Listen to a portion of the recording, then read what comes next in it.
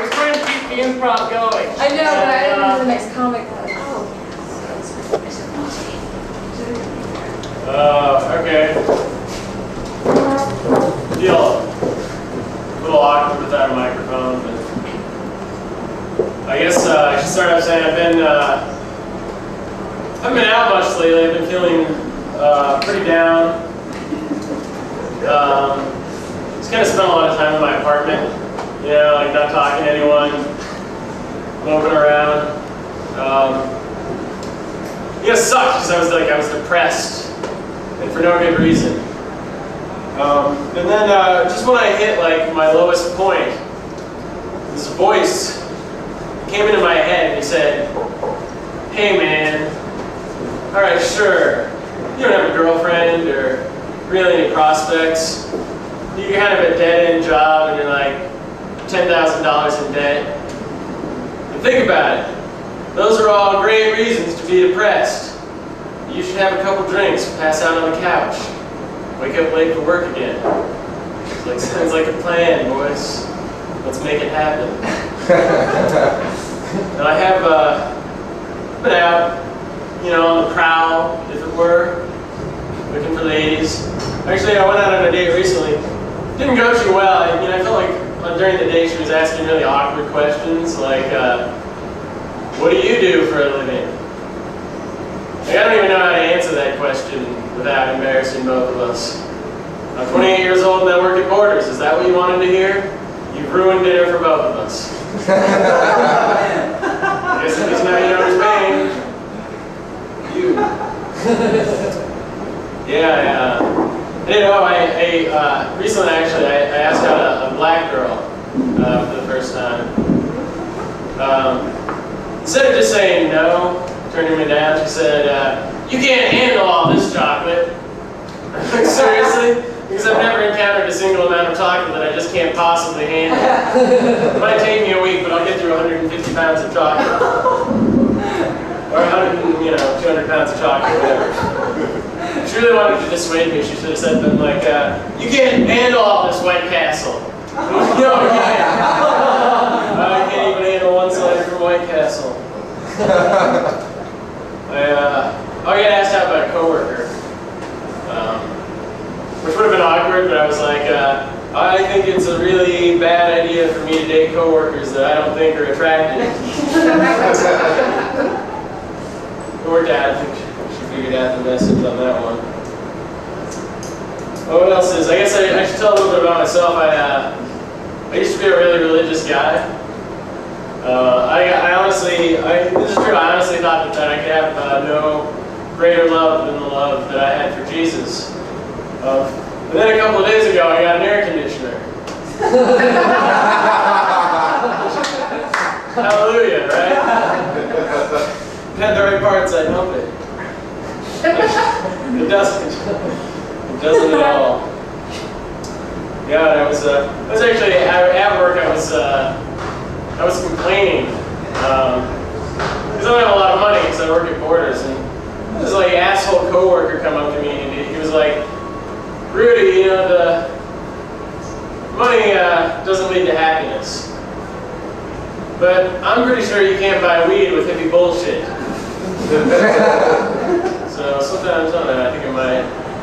Then I had a customer at work that really bothered me, and I was like, I would really like to keep track of this guy, you know, like write his name down, like list of people you want to get revenge on.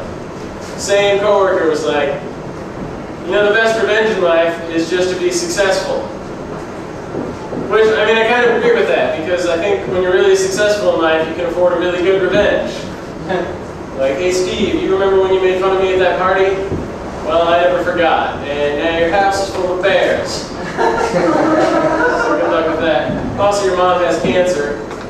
I bought that with my vast fortune. The vast fortune that I own. God, I have to say, I'm from Alaska. I can't handle the summers here. And in fact, one of the big things is I really feel like I don't have any free time. Because I'm like, I'm always out in my yard resetting my hummingbird traps. The little fuckers keep trying to steal my sugar water. It's cool, so it's fine. It's catch and release. I debeak them. And then send them on their way. A lot of people said it was awful, so I was like, all right. So I just started putting Splenda in the water. I have really thin hummingbirds on my block. It's not bad at all. I'm concerned about AIDS. It's a growing problem. We'll segue to that. What bothers me most is like people are so uneducated about it. Like most people will be like, oh, AIDS came from monkeys. That means some dude had sex with a monkey. But it's really scientifically equally likely that somebody was sharing needles with a monkey.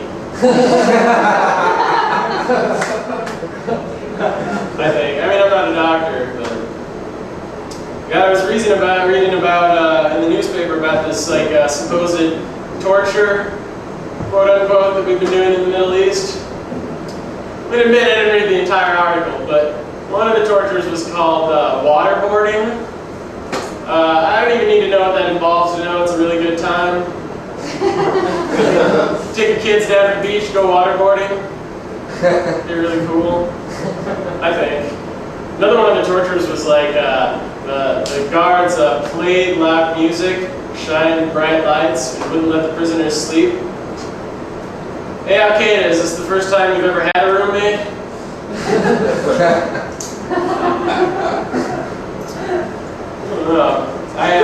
I'm from Alaska, and every time I go back home, I have to explain to my dad things about Chicago, because he's never been.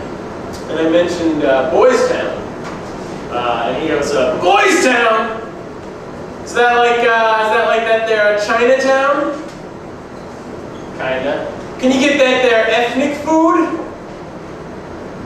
Well, I guess you get like pita or something. Pita? What the hell is a pita? Well, it's like bread, but queer.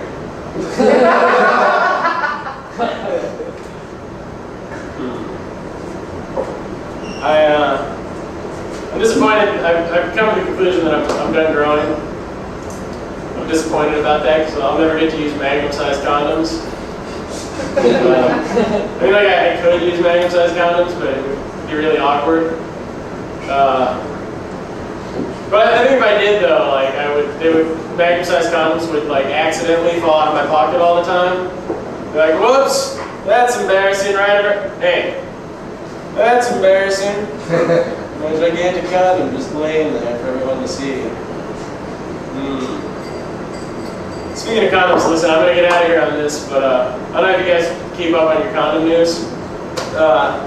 The Trojan, like they have a bunch of different styles available, like mutual warming sensation and like for her pleasure. This new one they're coming out with is for his pleasure. The way it works, you put it on like a normal condom, and then as soon as you enter the vagina, it dissolves.